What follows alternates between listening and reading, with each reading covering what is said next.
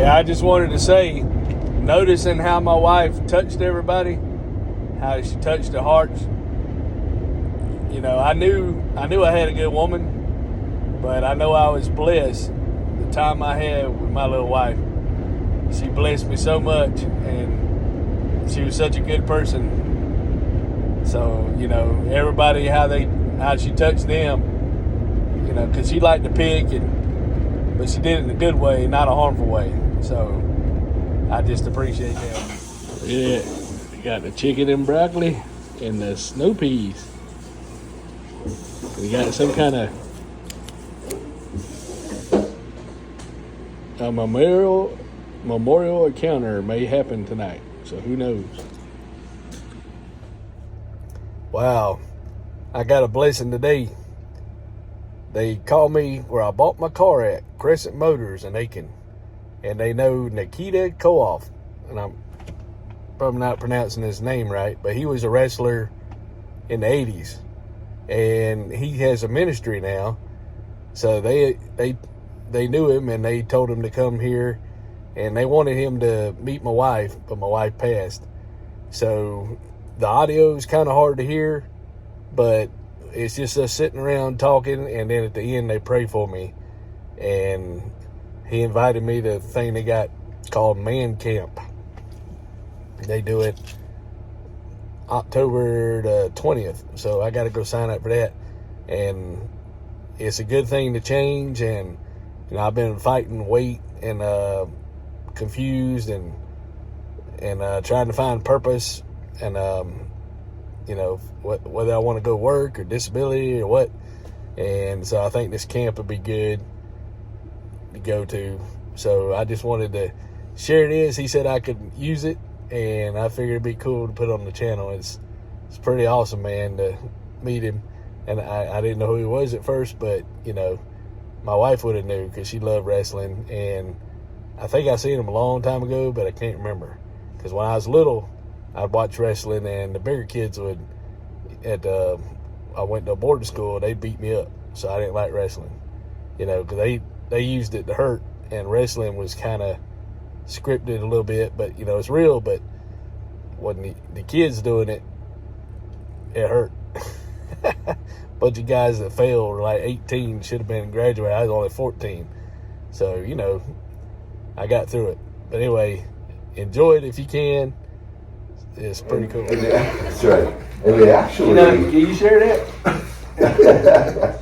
So they had like artwork that they sold in the steakhouse, and they had one of John Wayne. And knowing Dusty loved John Wayne, You bought that for him. I did. I bought that. That's a story we would have never heard. No, I don't tell that story too often. I just wanted to bless him with a gift.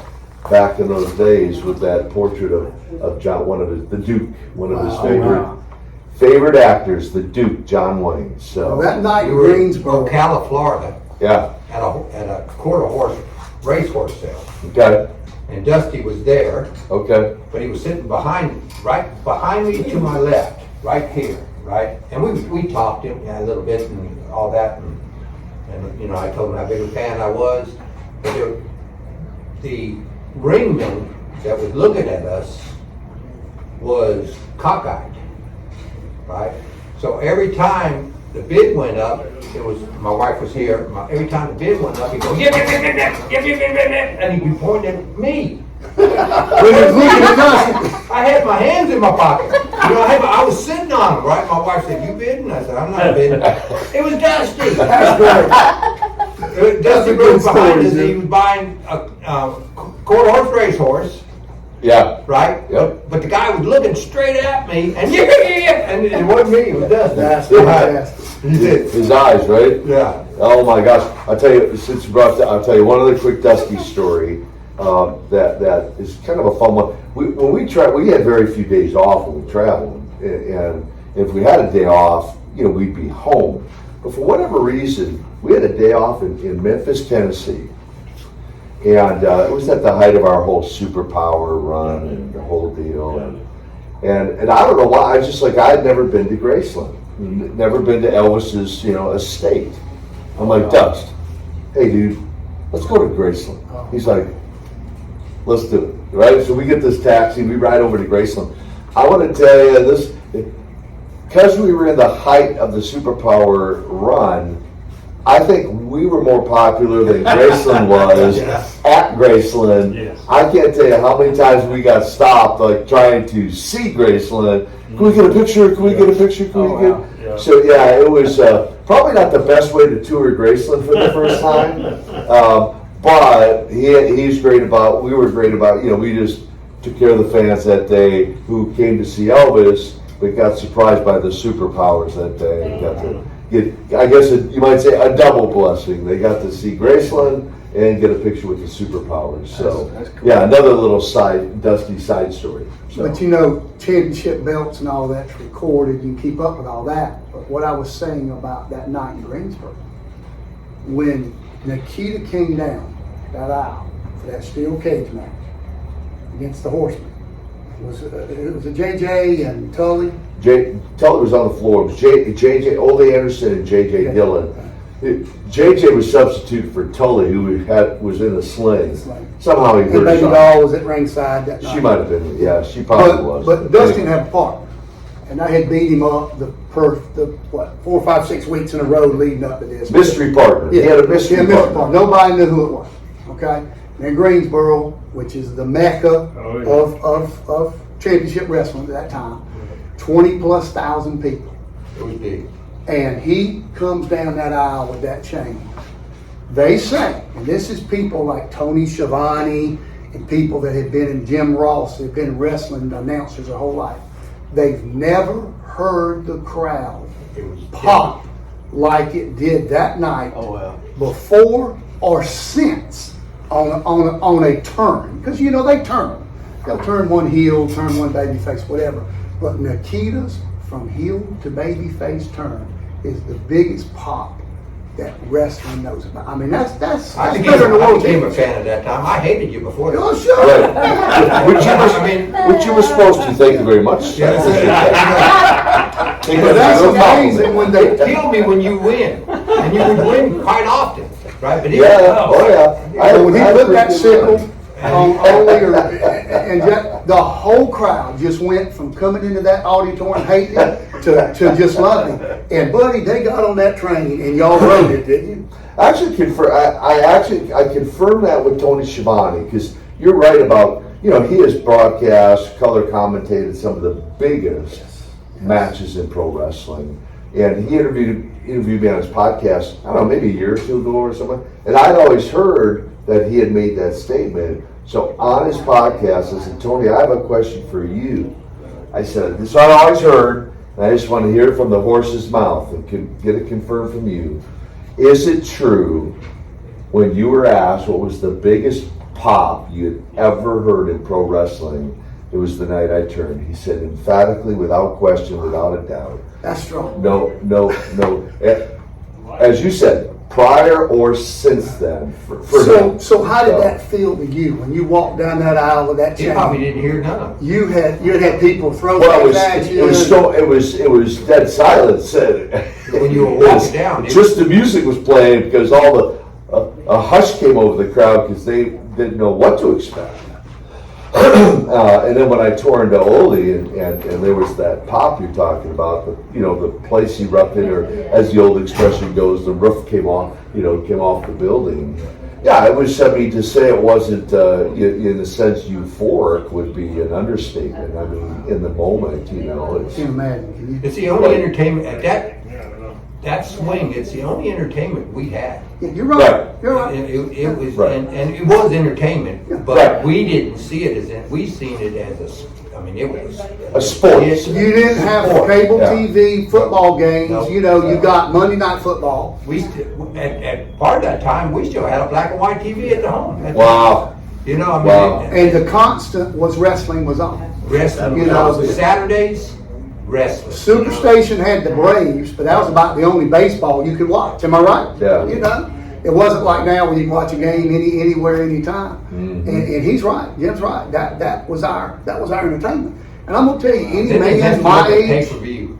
in his 50s, he was a wrestling fan. If he might have been a closet wrestling fan, or he might not admit it now, but he was a wrestling fan. I admit it. I was the biggest there was. I couldn't take it. I love it. Where'd you grow? You grew up where? Here? Well, no, I've been here since '06. Okay. Where are you originally from then? Well, South Carolina, but probably maybe 5. I guess I was in Gray Court. I know Great Court is.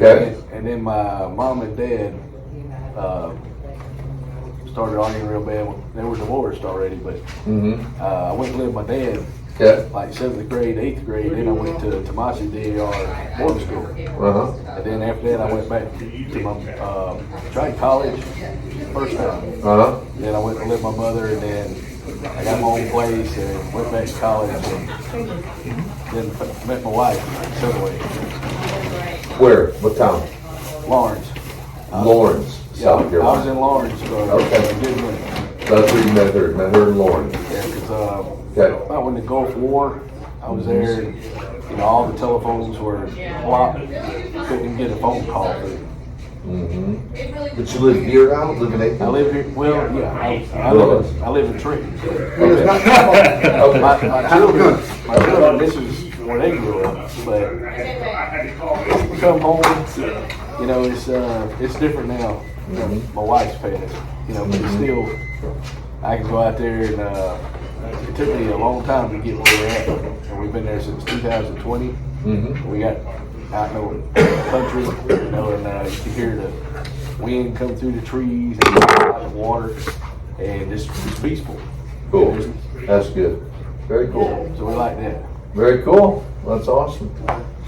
I'm just so glad we got to meet you, and we got to meet your special wife. I'm telling you, whether we sold you a car or not, really didn't matter to me. I'm glad we did. That smile on her face that day. Oh, yeah. She saw that Toyota Venza. She said, "You mean that's my car?" Well, the first car we drove was a Ford Fiesta. It was too small. And the radio. Come out here and told us about the Toyota. Just got to get the car. I've actually never heard somebody This one It's mine.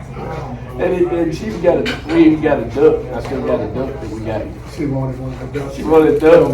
She said, "I know I'm not buying a Jeep, but can I get a duck?" She wanted a So duck. we gave her a duck. And here's how God works. He's been active in Crescent, church. just Crescent. Feels the call to go back. He's been visiting a little bit. He's been to 2 churches that Pastor Bill's is right in between. So I think we got to make it right after effect.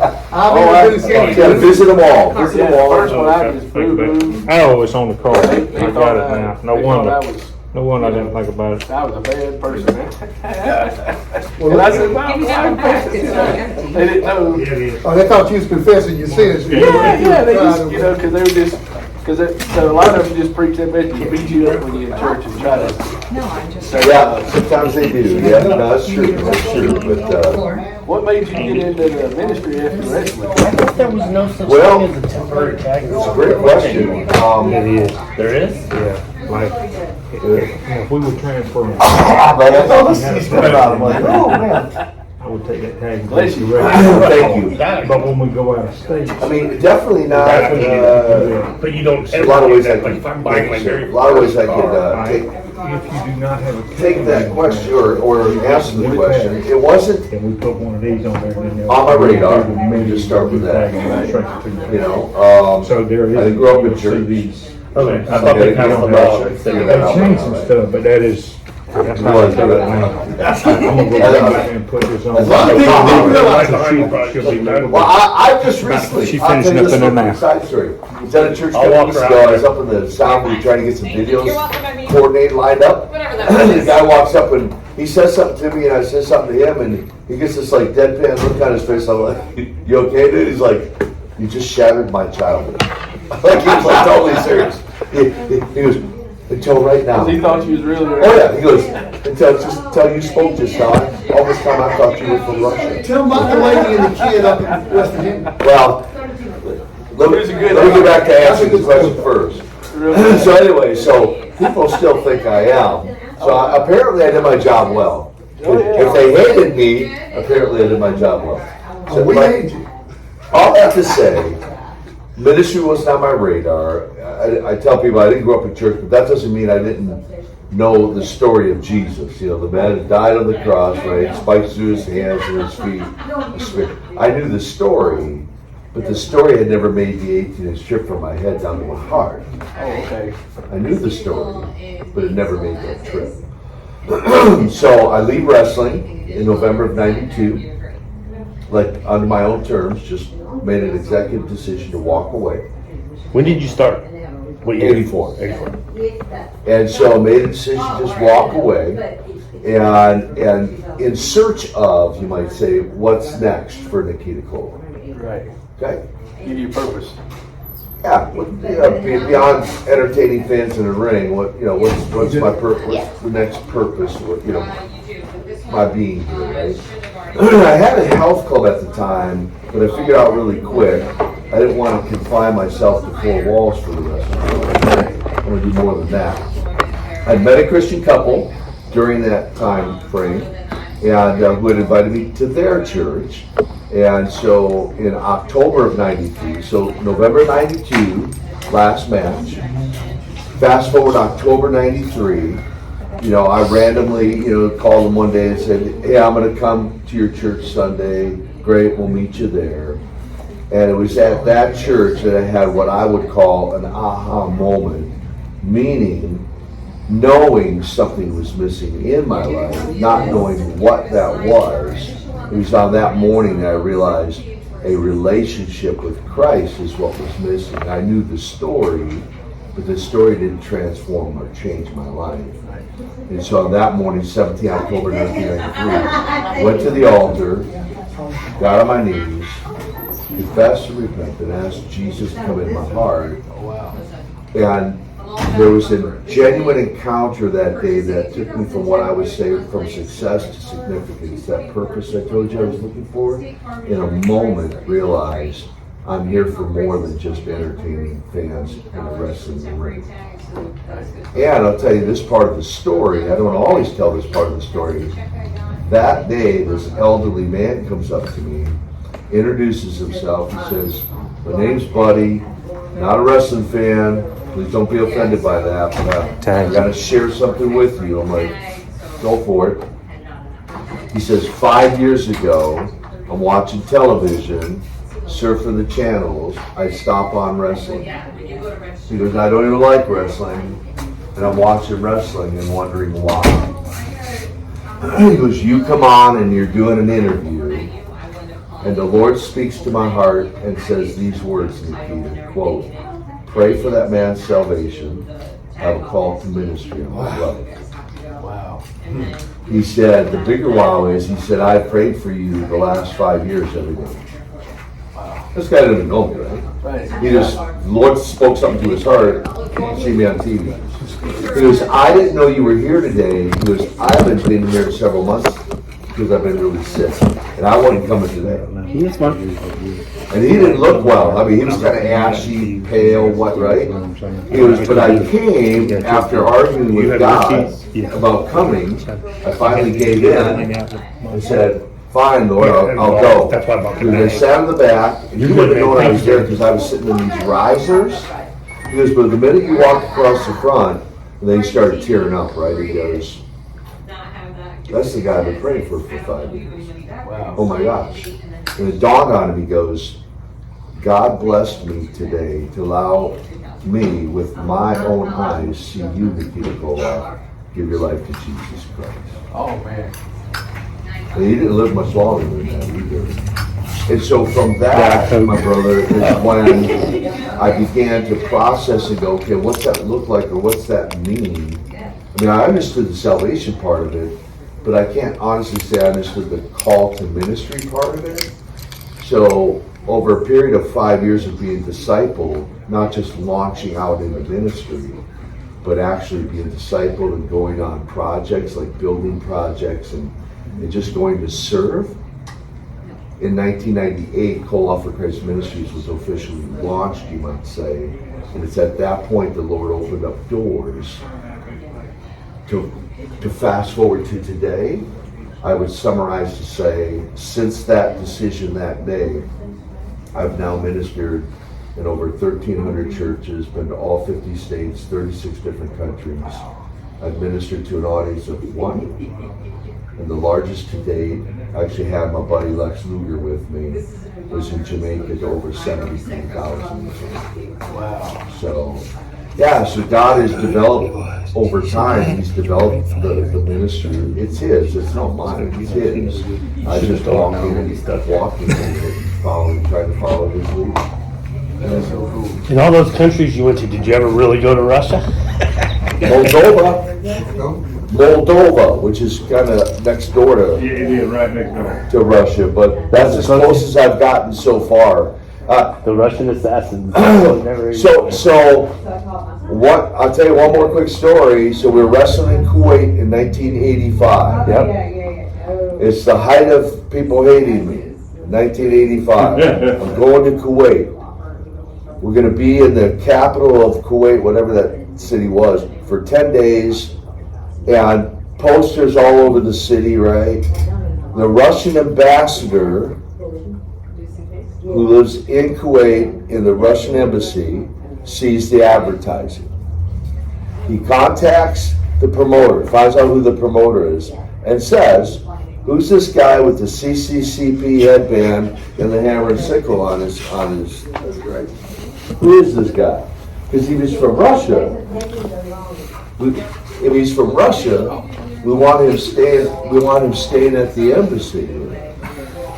So this word gets back, right? Exactly. Yeah. I'm with you. I'm like, I ain't saying no Russian embassy. Let him know I ain't Russian. I'm coming back to America. True story. So the promoter went, no, that, it's just a part of a story, and he gets mad, because I'm impersonating a Russian, right? So he made the promoter on any bit of advertising black out that CCCP and the hammer and sickle. Wow. Okay? Fast forward. We get there, they got this big press conference. The WWF had been there like a year before or something, and actually had some fights outside the rings and stuff, outside, matches, they get up and created some kind of riot stuff, right? So they were all nervous about that. And so they wanted this big press conference, us assuring that we weren't going to do that. We weren't going to stir up the crowd that way. And I thought for sure somebody's going to try to ask me something in Russian. I'm like, man, I ain't going to do it. I'm like, please don't ask me. So fortunately they didn't, but here's the rest of the story. Opening night, I'm booked against a guy named Sergeant Slaughter. I remember. Remember that? Sergeant Slaughter? Yeah. I'm booked against Sergeant Slaughter. USA as anybody could have been. I'm in the dressing room, and they come in and go, "Hey, we just want to give you a heads up." I'm like, "Yeah." The ambassador and his wife are in the stands. The Russian ambassador. I don't really have an interest in meeting them, but okay, thank you for letting me know. So I go walking out to the ring, got my hammer sickle, got my headband on, and people started cheering me. Was it blacked out? No, Okay. people start cheering me. I'm a bad guy. I don't know how to be a good guy. I'm a bad guy. Now, I don't know how to really fully respond. I get in the ring. Sarge gets to the ring. Well, they boo him. This is in Kuwait City? In Kuwait, yeah. Oh, wow. They boo Sergeant Slaughter. They're cheering the Russian dude, right? So I'm like, Sarge gets in the ring. I'm like, Sarge, I don't know how to be a good guy, bro. And the consummate professional he is, because he had more years of experience than I did, way more. I mean, I've only still been in the business at this point for about a year. Oh, wow. He goes, "Kid," here's what he said, "Kid, just follow my lead." I'll follow your lead. You dance, Sarge, I'll follow your lead. He led, I followed, I got the win. Russian ambassador and the wife were happy. End of Was the story. win determined based on the fact that the ambassador was there? No? Okay.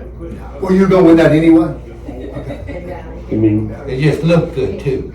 Yep. It did look good. Are all matches pre-scripted where they know who's going to win each one? Or sometimes In those days, for the most part, whoever signed your check made a determination as to what you were gonna do, Right.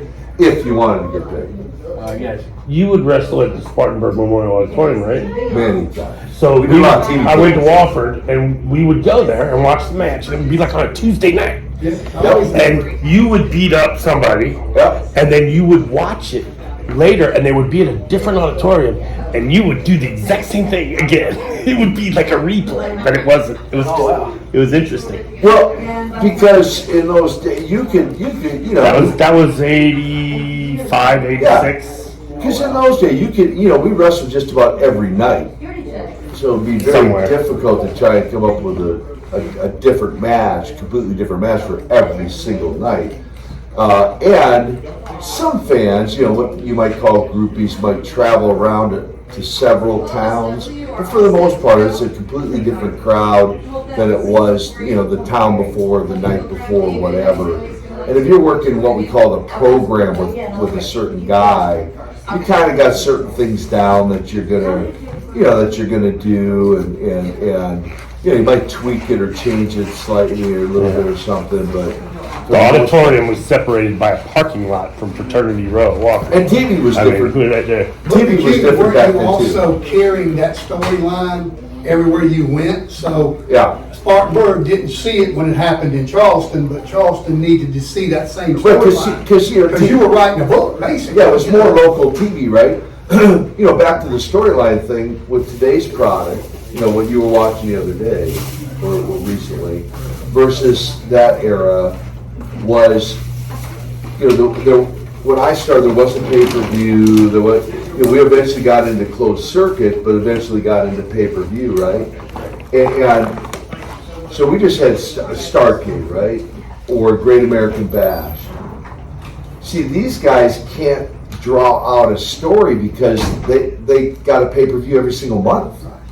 So they've got to fast track every single story to try to build for the next pay-per-view. Oh, wow. Where we might have told a story for 6 months leading up to Starrcade, The Super Bowl. the Super Bowl of wrestling, right? And everybody paid to see it. Yeah, or leading to Closed the circuit. Great American Bash or something or whatever. And see, he would Or sell how it interacted with your life. arenas for Starrcade. Spartanburg Starrcade was in Yeah. Greensboro, but there had been 10 more arenas sold out to watch it on pay-per-view.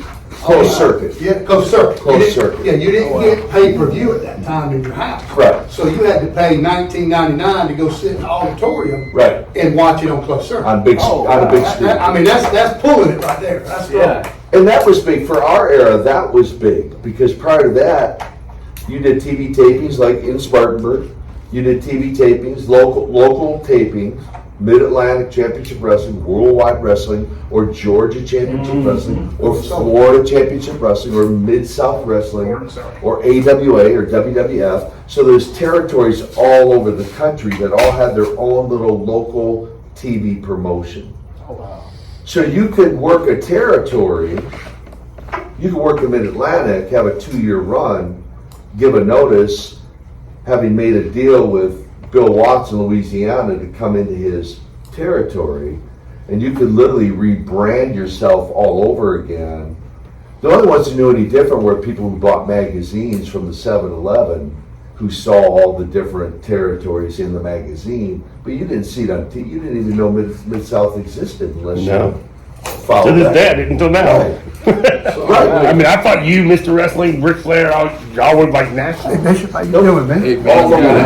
World-class wrestling with the Von Airs in Texas. I do too, man. You flipped out on me before. Did you do the old Man, we had a- in Civic Center? I don't know, 5, 6, 8 years ago. Ric Flair. I mean, maybe, we did Yeah, not let me have tell that you, there's something about it. But all the old Stage timers all came this, in. but we- Ric Flair, everybody. Sergeant Slaughter was there. We kinda haven't. and Is they that a did. WWF thing? I don't know. I've still got the placard, VIP No, we card got thing, the but Koloff. yeah, they did a signing the day before. Nikita, this is, Bishop Napier. You don't have to get up. Good morning, sir. Nice to meet you as well. Pleasure's mine. He's, he's Pastor Bab and Pastor Bill. Oh, okay, you'll keep, That's keep all those his guys in friends. line, do you?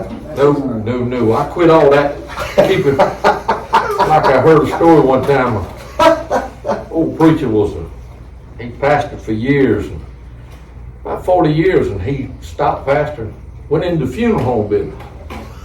One day a guy come by his place, he said, look, man, he said, you was the pastor for years. He said, yeah.